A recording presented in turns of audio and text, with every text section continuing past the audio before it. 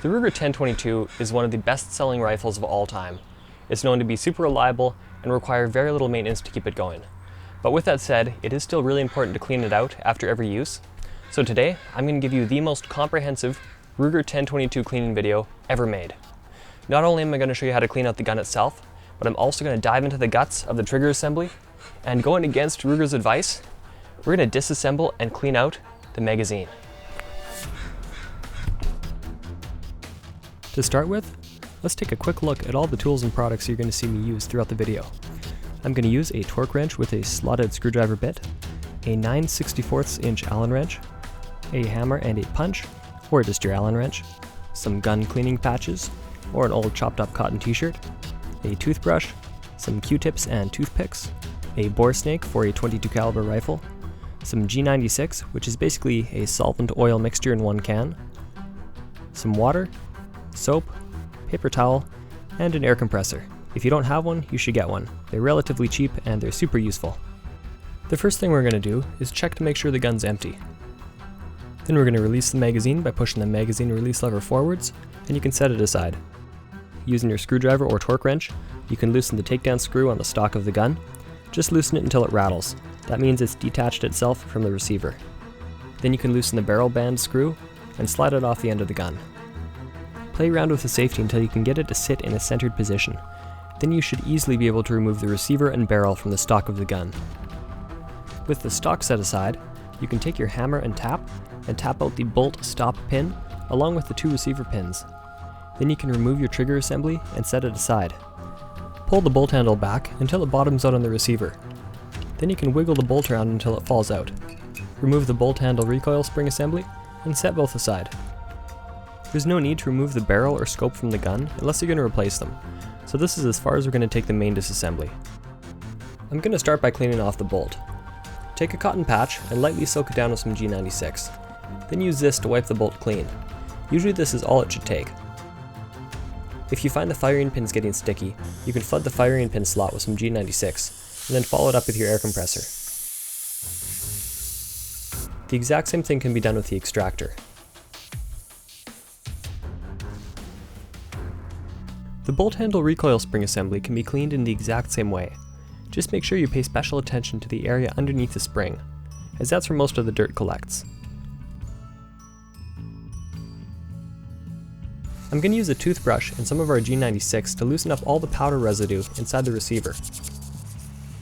Once we're certain it's all been loosened up, we can take one of our cotton patches and some of our Q-tips and thoroughly mop it out. We're going to use a bore snake to clean out the barrel of the gun. A bore snake is a pull-through tool that combines a patch, a brush, and a jag all into one easy-to-use unit. They're super quick and much easier than using a cleaning rod. They aren't ideal for really dirty guns because you can't change the cleaning medium as it fills up with crap, and they're just not quite as thorough as a proper cleaning rod. But for the clean shooting .22 rounds, they're perfect, and they'll end up saving you a lot of time. We're going to give the first section of the bore snake a few quick shots of some G96. Then you can take the brass weight and drop it through the barrel in the same direction a bullet would travel. Use this to pull the rest of the bore snake through the barrel. Repeat this about 3 or 4 times, and you should be pretty good. You can wipe the rest of the gun down with a lightly oiled patch. If you're concerned about fingerprints, you can use a pair of rubber gloves. However, the barrel of the gun is the only part that's going to be affected by fingerprints, so usually I'll just avoid touching it whenever I can. The trigger assembly takes quite a bit of work to clean out, so I would suggest you only clean it out when the trigger pull becomes rough and you can see a lot of powder residue inside it. If the hammer's cocked back, you can use your trigger to release the hammer. You can take a toothpick and poke out the hammer, magazine latch, ejector, and trigger pins. Empty everything from the trigger assembly into a small container. Fill this container up with some soapy water and give all the parts a good scrub down with the toothbrush. After rinsing all the parts off in some clean water, we can dry everything off with a paper towel. Take a cotton patch and soak it down in some G96. Wipe down all the steel parts from your assembly with this patch. This will prevent these parts from rusting, as well as provide them with a thin layer of lubrication. The first thing we're going to do to reassemble this thing is to set aside the 4 pins we poked out earlier with the toothpick. We've got the hammer pin, the magazine latch and ejector pins, and the trigger pin. We're going to grab the trigger and the disconnector. After lining the small hole in the trigger up with the hole in the disconnector, we're going to connect these two pieces together using the disconnector pin. Now we're going to take the sear spring and place it into the sear. You can take the sear and place it in between the trigger and the disconnector. We're going to break up a toothpick and use it to hold the trigger and the sear together. We're going to call this little assembly the trigger and sear assembly. You can take the trigger plunger and the trigger plunger spring and insert them into the trigger guard, behind where the trigger would go. Now we can take our trigger and sear assembly and insert them into the trigger guard as well. Once it's in place, we're going to grab the trigger pin and use it to pop the toothpick out of place, securely holding the trigger and sear into the trigger guard. We're going to take the magazine latch plunger and its spring and insert them into the front of the trigger guard. Then we can take the magazine latch and clamp it in place using the magazine latch plunger. Next, we're going to take the bolt lock and line it up with the magazine latch and ejector pin holes. Just like that. Then we're going to reach over and grab our magazine latch pin and secure the magazine latch and bolt lock in place. Orient the hammer like so. Now we're going to take the hammer spring and place it on top of the hammer, with the bent part of the spring off to the right hand side. Before we insert the hammer into the trigger guard, we're going to move the bolt lock to the upwards position and click the sear into the downwards position. So let's slide the hammer into place, lining up the hole in the hammer with the hammer pin hole in the trigger guard. Now we can take the hammer pin and pin the hammer in place. Speaking of pins, we're going to take our bolt lock and line it up with the ejector pin hole in the trigger guard. Then we can take our ejector pin and insert it into this hole through the left hand side of the trigger guard. We're going to take the ejector in this orientation and insert it onto the ejector pin. Now we're going to take the straight end of the bolt lock spring and push it underneath the ejector pin. Then you can push the ejector pin the rest of the way through the trigger guard. Now you can pull back on the trigger and slide the hammer into the forwards position. Then you can take the hammer strut and spring and place them behind the hammer. After pulling back on the hammer until they click into place, we're finished. You've successfully disassembled, cleaned, and reassembled the trigger assembly from a Ruger 1022 rifle. According to Ruger, the proper way to clean out these magazines is to scrub them down with a dry brush, and never to disassemble or clean them from the inside. I've never really understood this because scrubbing them with a brush is only going to force the crap from the outside of the magazine to the inside of the magazine, and make it even gummier than it already was. So today, I'm going to show you how to disassemble and clean these magazines out from the inside. Just like with the trigger assembly, I would only clean out the magazine if it starts to feel gritty, or if you can see a lot of powder residue building up inside the magazine. I clean mine out maybe twice a year. Because Ruger tells you not to do it, I'm going to have to say, proceed at your own risk. However, it's pretty simple to do, and it'll make your magazine perform like new when you're done. The first thing you'll want to do is take your 9/64 inch Allen wrench and loosen off the screw on the end of your magazine.